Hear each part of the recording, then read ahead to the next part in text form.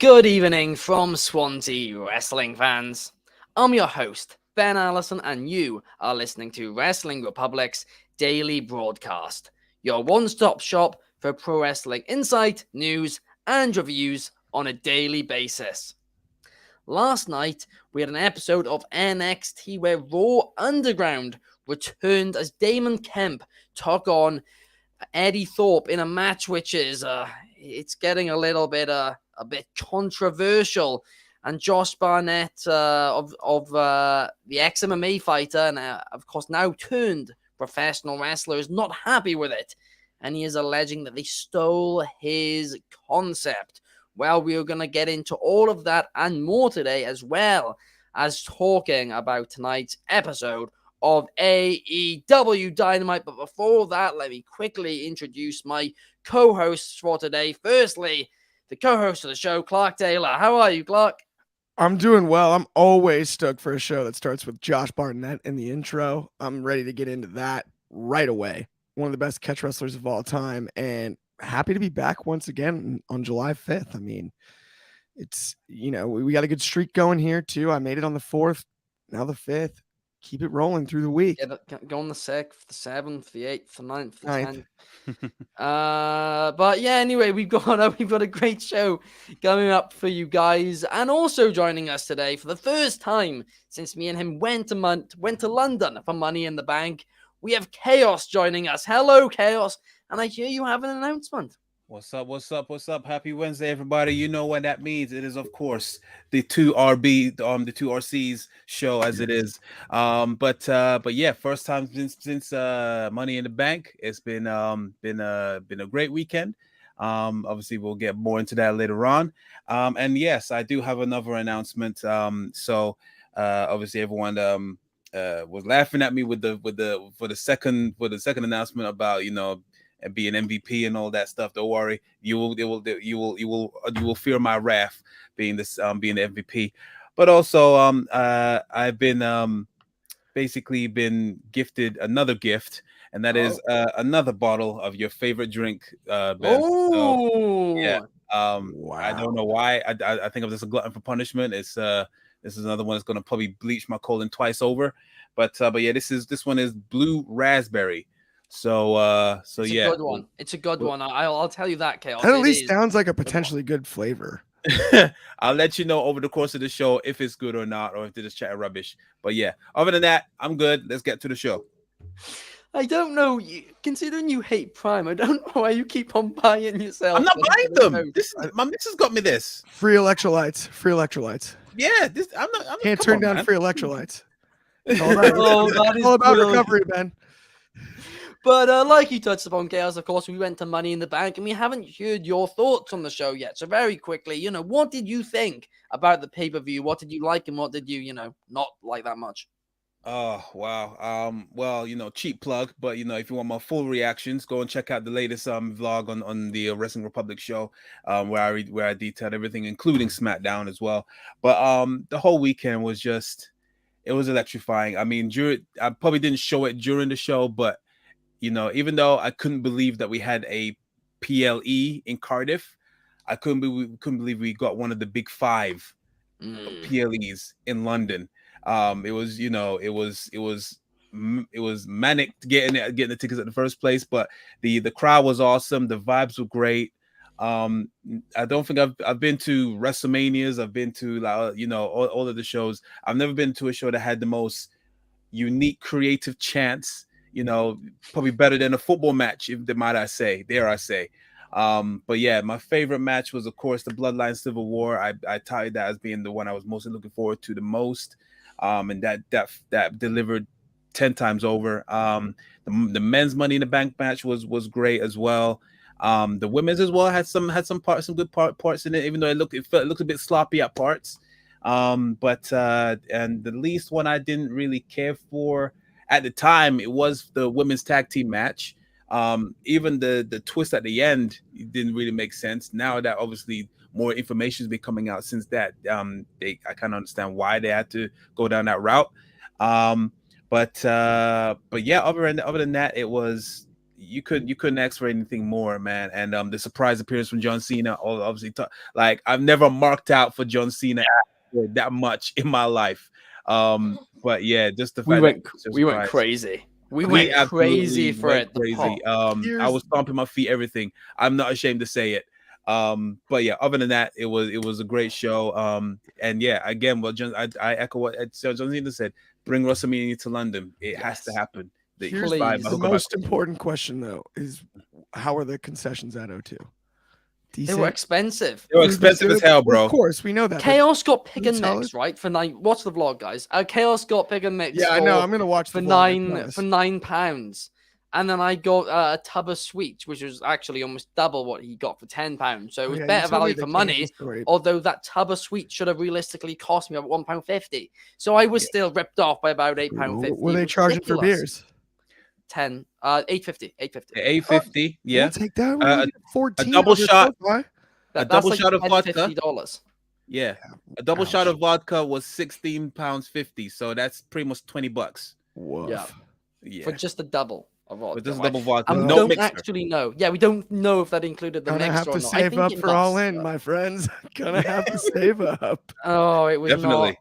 It was not great in that regard. I mean, my personal highlight of the weekend was when I got a little bit tipsy on the pre-show, and we were doing a live stream, which will never see the light of day again. But that was truly something.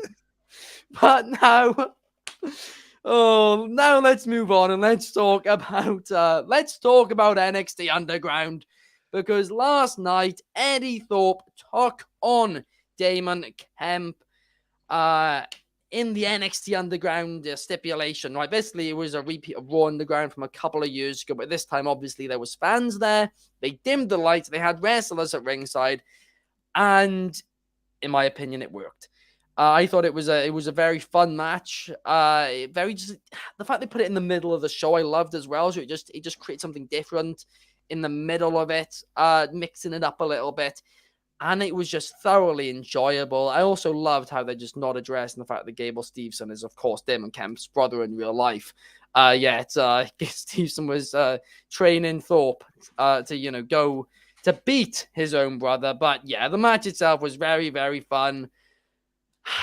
However, Josh Barnett, right, took to Twitter after the match to say, "Oh, look, fake Bloodsport is back. Thank you for showing the world that this kind of thing has legs. We already knew that. And that even with 10 times the money in production, there is still only one Josh Barnett's Bloodsport." And I'm going to be honest here, right? I do love Josh Barnett's Bloodsport. I think it's fantastic, the work that him and GCW do to put those events on. But it's not like this was his idea. Matt Riddle did the Bloodsport thing before him. He got handed the Bloodsport thing. It was not like it was Josh Barnett's a brainchild. I don't at all understand why he's getting so angry about this. I mean, if anything, the people who like it, you should say, well, if you like that, well, you should also check out Bloodsport. You don't need to be trashing it. It was a great match, I thought, for what it was. Nice way to mix up the show. Damon Kemp was just battering Eddie for most of the match, and then in the end, he managed to get the win. But Clark, what did you think of NXT Underground? I really enjoyed it. I was stoked to see Gable. I'm a huge Gable Steveson fan. And by the way, it's not Stevenson, it's Steveson for all those out there that pronounce it all the time. It's Steveson, Gable Steveson, real simple. But cannot wait to see what he can do, because it's the best wrestler that's signed with the WWE since Kurt Angle. I mean, if arguably his resume is better than Kurt's. Yeah. It's you can't get a bigger blue chip prospect. This is LeBron James to the NBA, right? That's what Gable Steveson is. And that doesn't happen often, because athletes of that caliber are doing other things these days, right?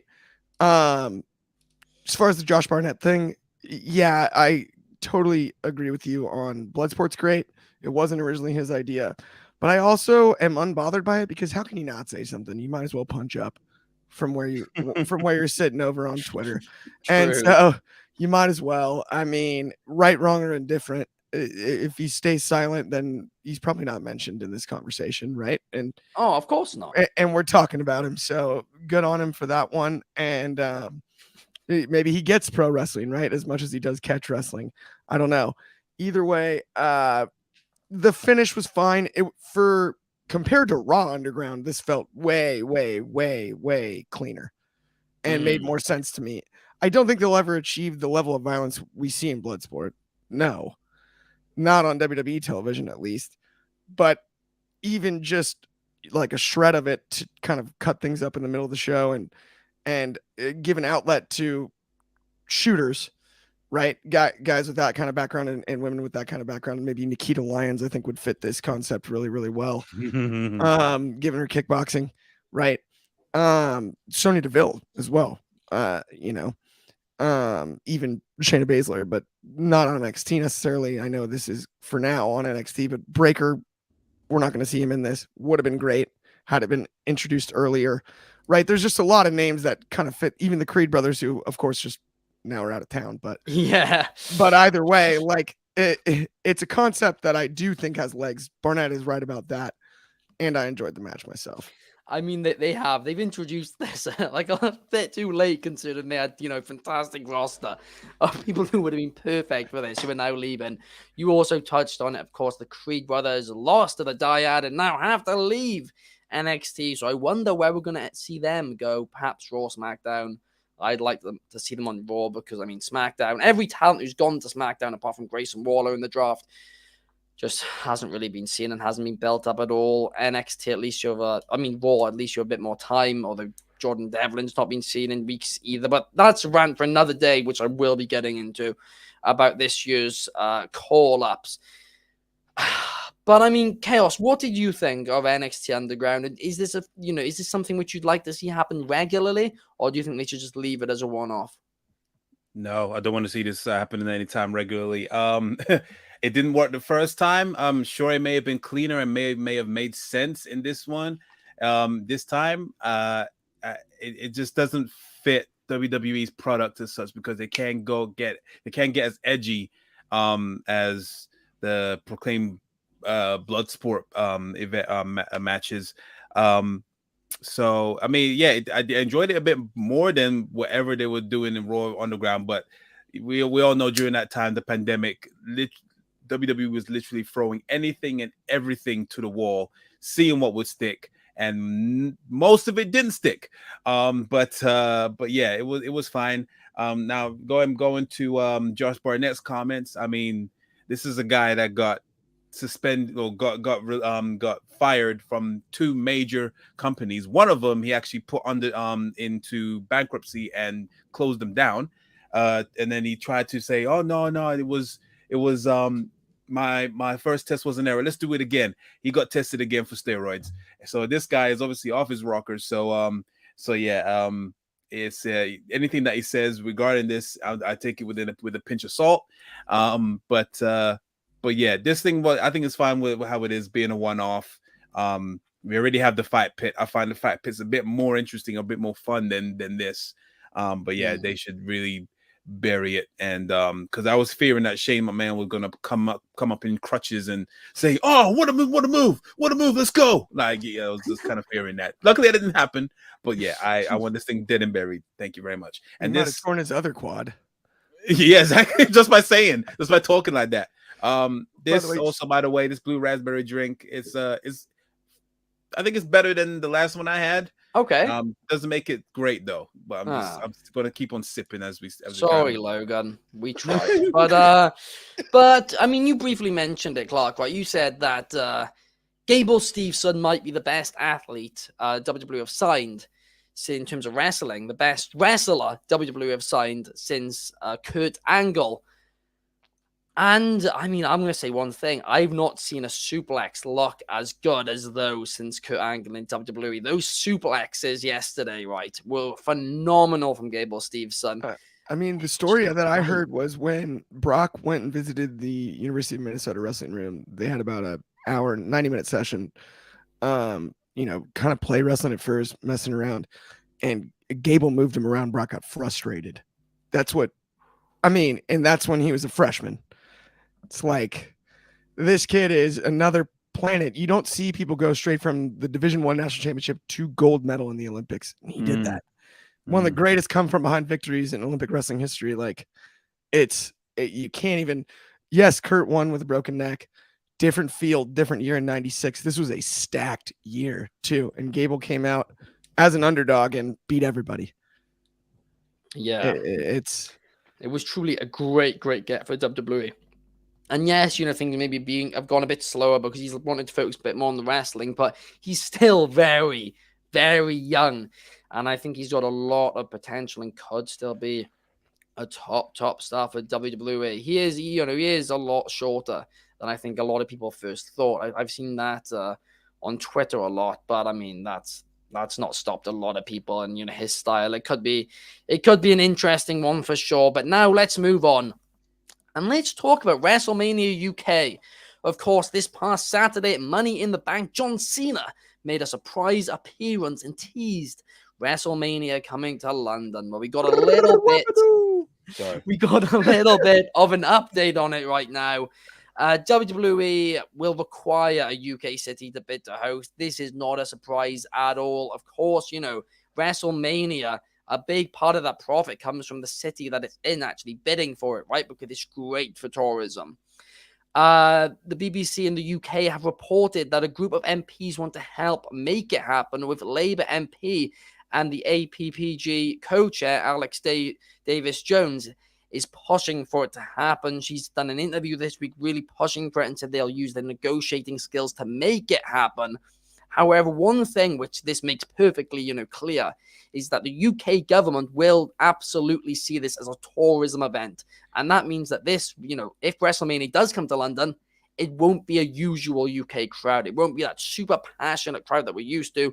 It'll also be, filled with a lot of international fans. Of course, you've got the corporate tickets as well, which is usually 20 to 30% of the total tickets, right? Which ended up getting handed out for free most years, right? So I don't think that we're going to, it's going to be the usual passionate UK audience if we do have a WrestleMania in London. That's not to say it's not going to be a loud crowd. Of course it will be. There'll be more UK fans than usual. And also, usually the WrestleMania crowd is quite loud anyway. I just think if they do come over here, it will be a usual level of sound of a crowd, and we're not going to get those those unique chants like we saw at Money in the Bank, so WWE don't need to be concerned about that. But it would certainly be very, very fun for it to happen, and obviously convenient for a lot of us wrestling fans in the UK. I want to very, very quickly actually make a prediction right now on the show, right? And a prediction which I want you guys to hold me to this, right? And I've written it down so I can get it right. If WrestleMania Wembley were to happen, I think it would sell out within 1 hour into the general sale. Pre-sale tickets would obviously sell out in minutes. That's not that unusual anyway. But I honestly think there's enough demand for WrestleMania in London for it to just sell with UK fans. But of course, we know it's not going to be just UK fans because there's also going to be international fans. So many people on Twitter, Instagram, all these places are saying, well, yeah, I'll fly over to London. I mean, at the end of the day, that's where the UK government wants it. They want it for tourism, right? And of course, like I said, the corporate tickets as well. So yeah, if it does come, if WrestleMania London does happen, I think it would sell out within 1 hour of the tickets going on sale in the general sale. And you guys can hold me to that. Chaos, I'll go to you first. Do you think that my prediction will come true? No, I don't think it's going to come true, to be fair, because I feel like the tickets will sell out in probably 5 minutes, and I'm not even joking. I am honest to God, not even joking. The fact that, yeah, definitely the UK fans are rabid for this, but also the international fans, fans that pretty much go every year, no matter where the location is. You're going to have those people coming through. It's going to be hands over hands when the tickets go on sale. I am genuinely hand on my heart fear the worst when they do, if it does happen in the UK, which I'm pretty sure I'm bet my name on it that it will happen at some point. It's gonna be an absolute dumpster fire. When you think Ticketmaster's bad now? Just wait until WrestleMania comes around, because it is gonna be insane. that, you know, they've already had success with the resurgence of going to different places for their PLEs, and they've been all successful. There's no reason why this won't be. But and then, you know, when's the last time you heard John Cena come out to try and get a show to happen in a certain country? They don't do that. It doesn't, you know, the name will sell itself. And the fact that, you know, people are clamoring for this already is it's a given. I think, you know, sure, it definitely, I don't care what anyone says, it definitely took a rival company to really give them like a nudge on, like, you know, there's demand here, and obviously they don't want to be outbeaten by them because that's how petty, you know, these companies are. But, you know, yeah, they ain't gonna have a trouble. They ain't gonna have a problem at all. At the end of the day, WWE is a bigger company. They are a global company. And yeah, like, you know, considering the product that they are putting out now, it's gonna be crazy. I think maybe like when Vince was in control, like back at the first time, maybe the hype might not have been that crazy, but the fact that things have changed since then, in sure, obviously is still there. I don't think the product is still good, arguably still good, even though he's at the top of the food chain back there again. But yeah, just the fact that just the name alone, I think I'll beat it. I'll say 5 minutes. That's just in pre-sale. General sale, oh God help you. So yeah. I mean, you briefly touched on it there, right? But you said, of course, AEW running Wembley's probably got something to do with it. And you also said, you know, it's a no-brainer for WWE to do this. Well, to be brutally honest with you, from a business perspective, they can sell out a stadium in the UK without it being WrestleMania. They actually don't need it from a business perspective. It'd be great from them from a business perspective, but it's not something they need to do, and they could probably do it without the WrestleMania name. Yeah. But here's why I think they are doing it, right?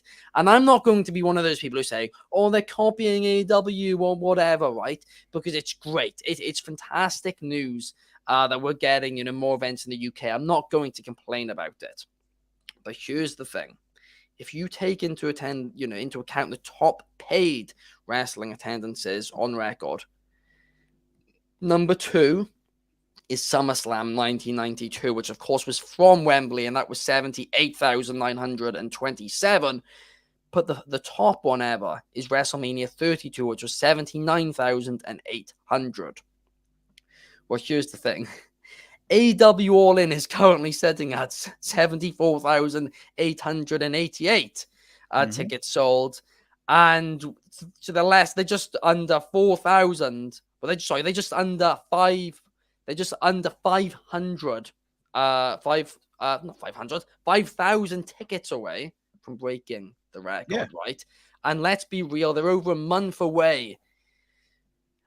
I think it's going to happen. AEW All In will likely be the top wrestling paid attendance in history. That is a crazy statistic.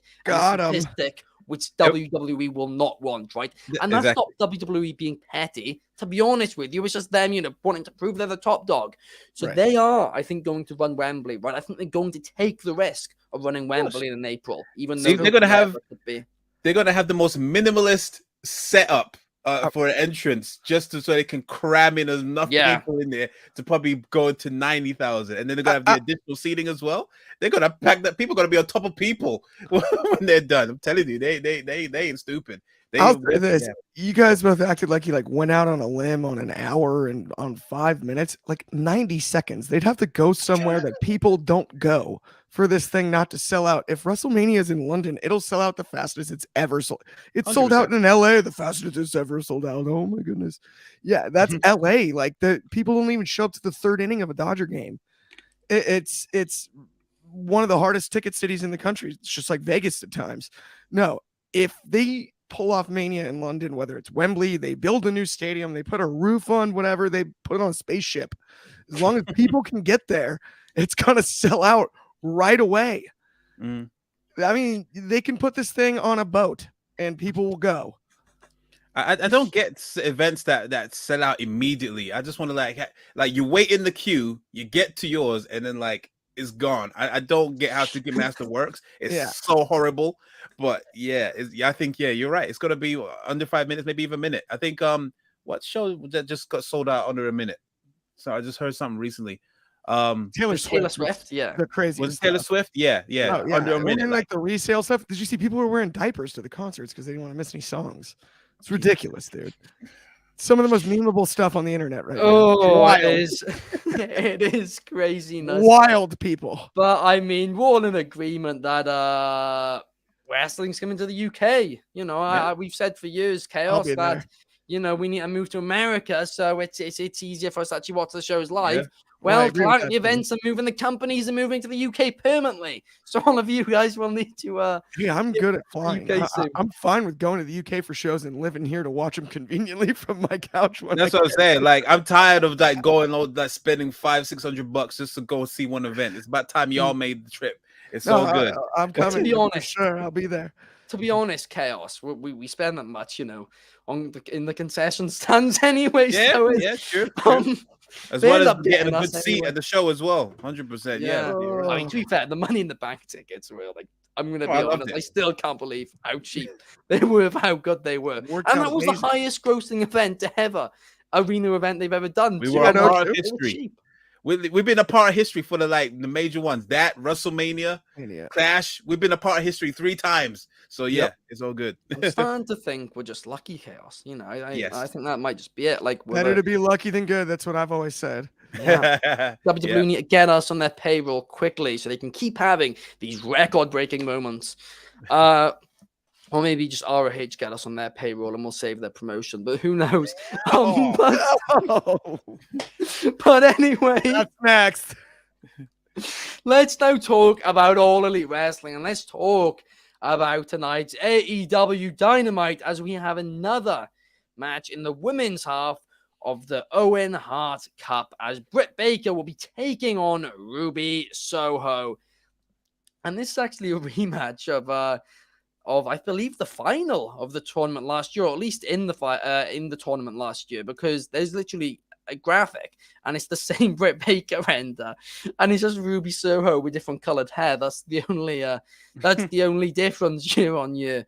But yeah, I think this is going to be a fun match, and I personally actually see there being a bit of a shock here, and I think Ruby Soho will get the victory, as obviously Britt Baker did last year. But Clark, what do you think? Who do you see walking out and advancing to the next round? DMD. I mean, real simple right here. It's Britt Baker. It's got to be. I feel bad for Ruby because I agree with you on she probably should win this match, but it's got to be the good doctor in this situation.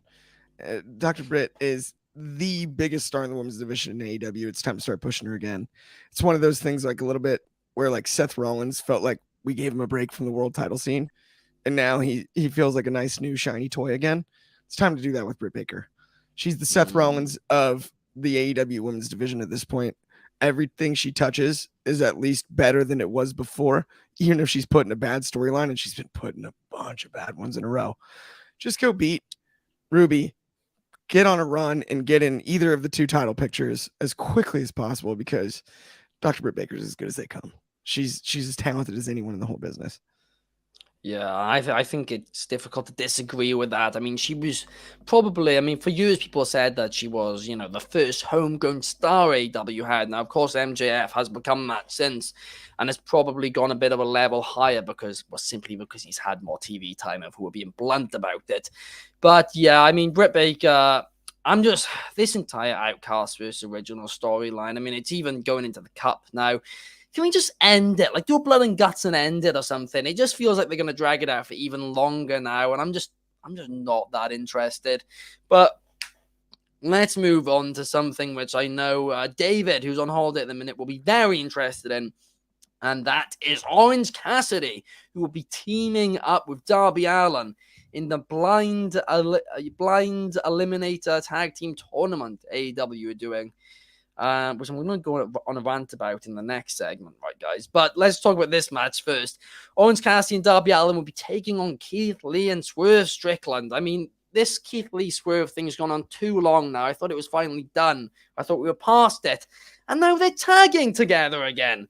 I thought we were past it. I thought they turned on each other. They had an 8-month-long rivalry, which nobody ended up caring about. I really thought they weren't friends anymore.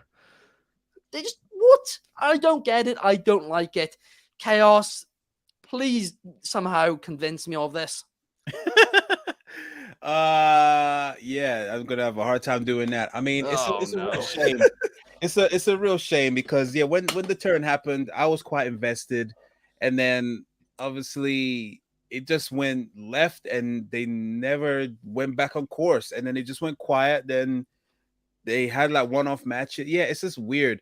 I'm already turned off about this whole blind eliminator thing because at first you see them actually doing the roulette thing in backstage, and then they did that one segment, and then which was obviously about MJF and Adam Cole, and then now it's just pretty much people that have pre-existing beefs, or like it's not truly random.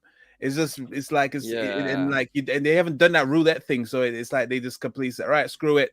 We just put all people that have previous beefs or like they've had previous engagements, and we're just gonna mash them up and then see what happens from there. This Keith Lee and Swerve thing, I mean, they were a decent tag team. I mean, the good thing about it during their run was that the chemistry, because it was so random and put together, the chemistry was off a couple times. There was a lot of times where Keith Lee clothesline Swerve or Swerve hit Keith Lee and all that kind of stuff, but they still stayed on the same page to the point where they became champions. But yeah, I don't know where they're going with this. Obviously, Swerve has lost one person out of his group. Was it Trench? He's gone now. Yeah, he's off the AEW.com page.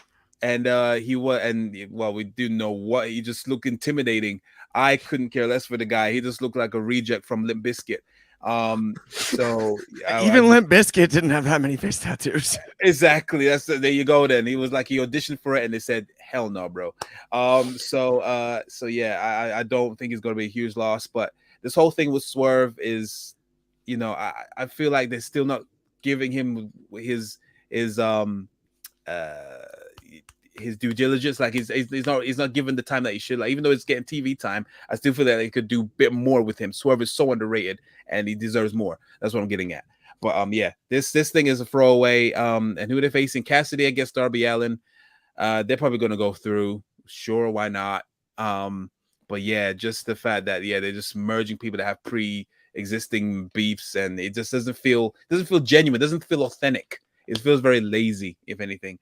So yeah, that's my thoughts on this. I think OC and Darby Allin is going to go for the win, and that's it. I mean, here's the thing, right? AEW are calling this the Blind Eliminator Tournament. Well, I'd like to call it the Eye Patch Eliminator Tournament, because clearly whoever's doing this has one eye open. Because like you said, Chaos, I mean, half the teams in here have history or whatever. It's blatantly just not random. Yeah. And also, like you touched upon in it, right? When they did this entire roulette, they hyped it up for a week. And what did they do? They showed it for like 5 seconds on Dynamite and didn't show us any of the names. It was like, well, what is it, even blind from the fans? Yeah, you advertised it. What? I didn't like that. Giovanni, it was like he got the balls out and he was just like, oh, here we go. Yeah, okay. All right, see you in the next segment. I was just like, what? I hated it. I really did. And now, this is what's annoyed me even more, right? Tonight on AEW Dynamite, MJF and Adam Cole are teaming up to face a team they haven't even said who it is. It's so blind that they've only released half the bracket. What? It's starting to feel like the Death Eliminator Tournament because no one's listening to us. It's like pretty much. If they renamed it the Can They Coexist Tournament, I think I'd be on board. Yes, that's what this is turned into. It's the Can They Coexist. It's definitely. Michaels and Cena. It's Batista. In every tag team he was in. Ever. Can MJF and Adam Cole coexist with Air? Well, actually, probably they still can't exist, even against Can they coexist against nobody? But I don't know. This entire thing has me. Whoever's booking it's blind, I think, because this just makes no sense. It's lazy. It really is annoying me. But Clark, I'll hand it to you. MJF and Adam Cole versus 2 random people today Who do you think they're facing, and who do you think will win? Good luck. You have 10 minutes to talk about this. I'm not sure who I'm gonna pick to face him yet, but I think the biggest storyline headed into this one is, can they coexist? We've got MJF and Adam Cole, clearly rivals, teaming together. This has been booked. I mean, come on, man. This is comedy at its finest. Their interactions are great. If the whole tournament wasn't built around, the only entertaining thing is Adam Cole and MJF's stuck together, stuck in the middle with you conversations, I would be more fine with it. The rest of the tournament's so broken, it's like brutal. I think it'd be really funny if they got like a friend of theirs each.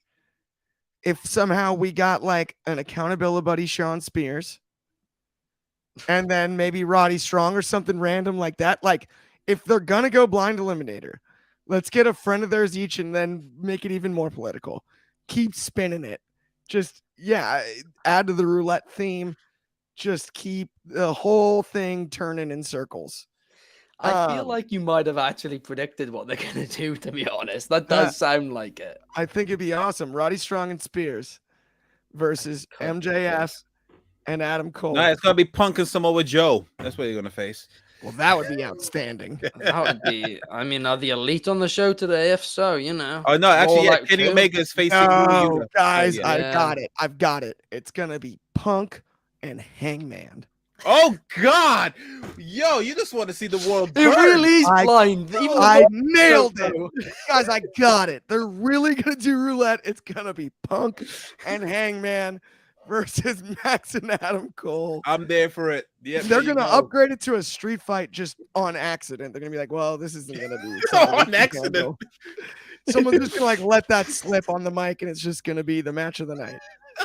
Tony Khan seen that, you know, it's going to be All In's going to be the top paid attendance in wrestling history, and because of that, he's like, screw it, everybody. I don't care anymore.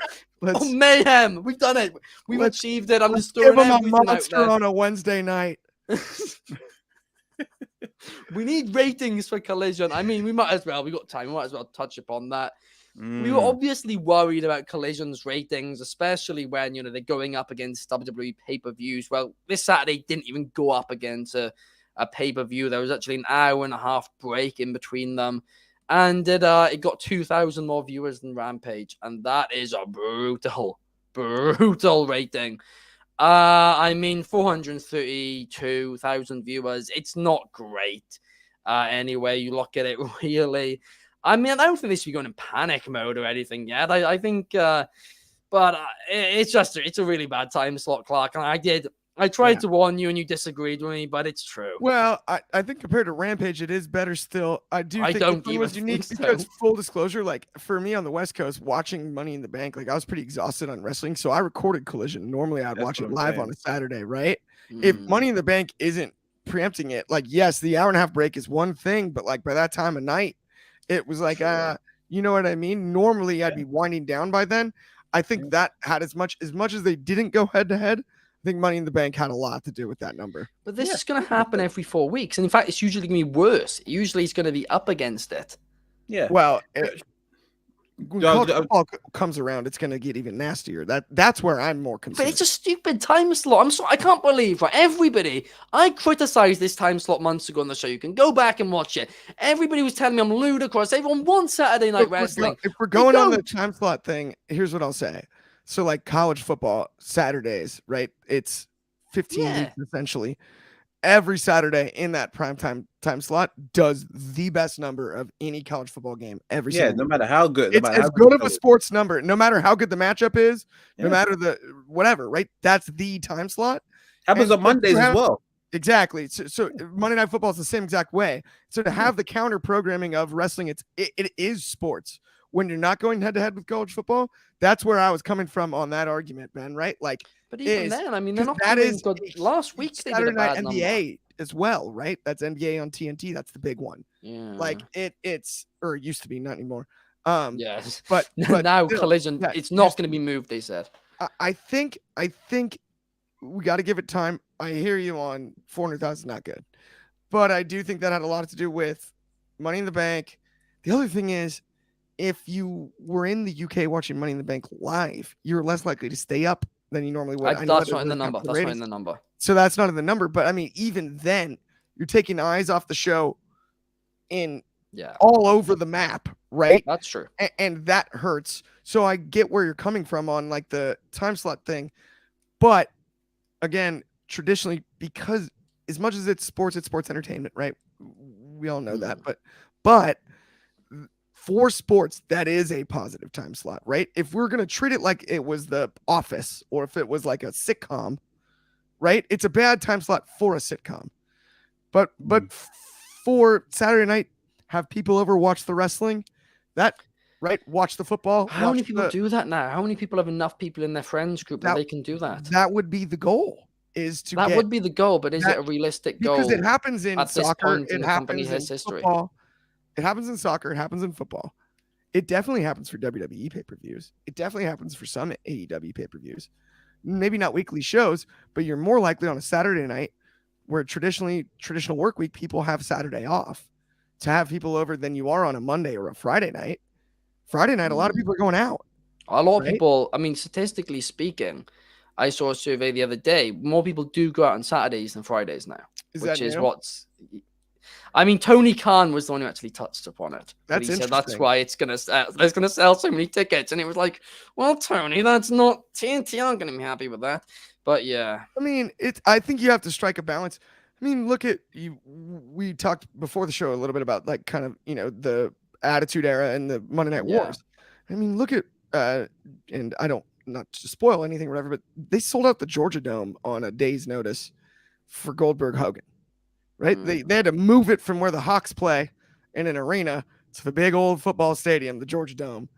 And they had almost, whatever it was, 65,000. Like it was, and it was huge. I think it's going to be week to week with Collision, right? And it's going to depend on who they're up against. Right now in America, it's baseball season. So counter programming, you're better off any week where it's not a Money in the Bank event, right? The NFL draft's passed. The hockey season's over. The NBA playoffs are over. You got baseball through the rest of the year. Time slot wise, it's good for a few months. The real test is fall. Yeah. I mean, the next 3 weeks will be telling. If they can get back up to, 600K in the next 3 weeks, that'll be solid. But if they stick around, 550 and under, that's when I'm like, I don't think this show is going to be around in 12 months. Because the contract is only, I think the contract might even be until it's either, I think it's the start of 2025, the contract, because they didn't actually extend the contract. So, sorry, start of 2024, I meant, not 2025. I do know what, right, guys? I wrote on the Raw review yesterday, I wrote 2021. Really? What's wrong with you? Nightmare. These years, I feel like I'm getting old. Yeah, that's what COVID does to you. I don't know how you guys do it. No, since COVID, like honestly, that's only been 1 year. I know that. Like 2020, 21, and 22 were just one. Yeah. It's all a blur. Like you're right. Somebody hit a fast forward button. Yeah. Oh, it's madness. I mean, Chaos, are you concerned about ratings? Ratings, I'm not really fussed about it. I just care about the content that they actually produce, really, at the end of the day. Now, but yeah, Clark pretty much hit it on the head. Is that it was just going to be. I'm pretty sure they must have took into account that it was going to be a bad week because you got Money in the Bank. All the hottest storylines are going on there. It's an international PLE, and that's a 3-4 hour show. After that, no one's really got much time to be, unless they're a hardcore fan or if they're reviewing it or whatever. No one's really got time to really go watch another 2 hours of wrestling, even if it is CM Punk on there. I mean, and he really wasn't. He was commentating. So we didn't even want him to have to sit through, another two. We let David get some sleep. Yeah, I literally told David to go to sleep. I was like, don't worry about it. Review it in the morning. Yeah, exactly. So Clark pretty much hit it on the head. They're gonna have a few bad weeks. When it's a good slot, but like you said, it's gonna be up against Saturday Night Football and stuff. But sometimes Raw gets outdone by flipping what's that dog show? Was it Connie's? What do you call it? The Crufts.